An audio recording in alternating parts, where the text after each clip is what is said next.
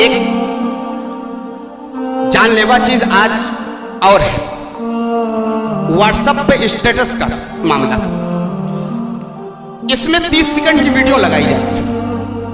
हालांकि इस वीडियो के जरिए, इस 30 सेकंड के जरिए आप पुरानी आयत भी लगा सकते हैं, लेकिन हमने क्या किया, बेशतर नौजवानों को मैंने देखा कि 30 सेकंड का गाना लगाए रहते हैं।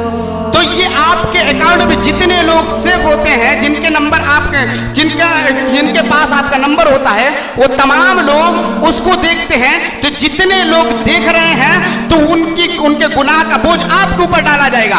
और अगर उन्होंने सवाल कर दिया कि अरे भाई ये मुझे भेज दो, बड़ा ही दर्दीला गाना है, आपने उन्हें दे दिया, उन्होंने लगाया, अब उनके अकाउंट में जितने लोग सुनेंगे उसका भी गुनाह आपके ऊपर लादा जाएगा। तो मेरे भाइयों सोचो, कयामत का दिन जब होगा, इंसान अपने गुनाहों का बोझ नहीं उठा पाएगा, क्योंकि वो पुलसिरात पर से गुजरना होगा। और पुलसिरात पर से अगर गुनाहों का बोझ इंसान लिए रहेगा तो कैसे गुजरेगा? वो पुलसिरात जो जिस पर से हर इंसान को गुजरना है, और अगर इंसान के अपने गुनाहों के बोझ की वजह से वहां पर नाकाम हो गया तो वो कट कर जहन्नम में गिर जाएगा। तो मेरे भाइयों बताओ कि ये तुम्हारे लिए फायदे का सौदा है या फिर नुकसान का? तो आप यही कहोगे कि नहीं, ये हमारे लिए नुकसान का सौदा है। तो मैं आप तक ये पैगाम पहुंचाना चाहता हूं कि अगर ये 30 सेकंड का वीडियो आप लगाते हैं व्हाट्सएप पर, तो कोई कुरानी आयत लगाइए, कोई तकरीर लगाइए, कोई अच्छी बात लगा दीजिए, ताकि उसके जरिए कोई फायदा उठाए। गाना वगैरह लगाने से आप परहेज कीजिए। आखिर में दुआ अल्लाह हम सबको कहने सुनने से ज़्यादा अमल करने की तौफीक अता फरमा।